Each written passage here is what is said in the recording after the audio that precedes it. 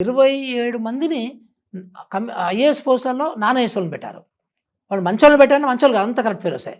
ఆహా! సో, ఇట్లా ఒక కుల దాన్నేమంటారు కుల వివక్ష బాగా ఆ! ఎక్కువ పాటించాడు.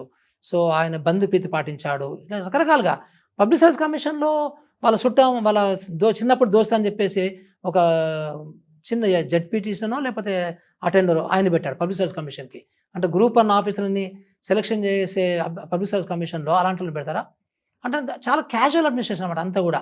జిల్లాలను కూడా ఎట్లా చేస్తాడు గందరగోళం చేయలేదా? సో, పండుగ రోజు వాళ్ళని ఎందుకు మనం నారాజు పెట్టడము? వాళ్ళకి కూడా జిల్లా ఇచ్చేసేయండి అన్నాడు. ఆహా! అంటే పిచ్చి పిచ్చిగా లేతే ఒక మ్యాజిక్ ఒక వాస్తు ఫిగర్‌తోని మనకి ఇంకా పెంచండి నాకు 32 రావాలి, 33 రావాలి వాటెవర్. సో, ఇట్లా రకరకాలుగా ఒక ఒక ఒక సైంటిఫిక్ వ్యవస్థ గాకుండా అడ్డగోలుగా చేశాడు అడ్మినిస్ట్రేషన్. ఓకే. తర్వాత ఆఫీస్‌కి వచ్చేవాడు గాదు. సో, ఎవరిని కలిసేవాడు కాదు. మనసుని కలిసేవాడు గాదు. మీకు గుర్తుందో లేదో ఒక 3 నెలలు అసలు క్యాబినెటే ఫార్మ్ చేయలేదు. సో, ఫస్ట్ క్యాబినెట్‌లో ఒక్క మహిళను గూడా మినిస్టర్‌గా పెట్టలేదు ఆయనే. సో, ఇలా రకరకాలుగా తర్వాత ఎస్సీలని ఎట్లా చూసేవాడు, ఎస్సీ మినిస్టర్‌ని గలీజ్‌గా చూసేవాడు, అగ్లీగా. చాలా ఇటు పక్కన తోసేసేవాడంతా. చాలా రకరకాల మైండ్ సెట్టే చాలా విచిత్రమైన మైండ్ సెట్ గదా! ఆ! సో, అహంకారము, అవినీతి అయంతా గూడా కరెక్ట్ గాదు గదా! అంటే ఇవంతా ఎందుకంటే మేము చాలా ఎక్స్‌పెక్ట్ చేసాం తెలంగాణ వస్తే చాలా గొప్ప జరుగుతుందని. అలాంటి దాన్ని భ్రష్టు పట్టించాడు గదా!